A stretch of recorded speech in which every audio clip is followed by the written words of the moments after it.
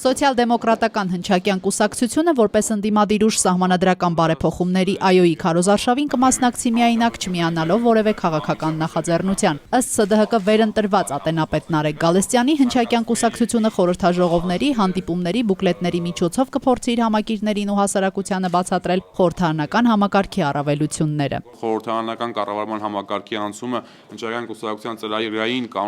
դրույթներից մեկն է, դրանով հանդերձ եւ դրանից զատ մենք խնդիր ունենք ընտրական որոշակի փորձ ձեռք բերելու։ Նարեկ Գալստյանի համոզմամբ ոչի կողմնակիցները չեն հիմնավորում ոչի գաղափարական մասը, այլ ուղղակի պնդում են, որ եթե գործող իշխանությունն է առաջարկել սահմանադրական բարեփոխումները, ուրեմն պետք է ոչ քվեարկել։ Հնչակյան կուսակցության համար խորհրդարանական կառավարման համակարգի անցումը համակարգային փոփոխությունների հնարավորություն է տալիս։ Ես լիահույս եմ, որ մենք հնարավորություն կունենանք այսպես իրականում անցկացնել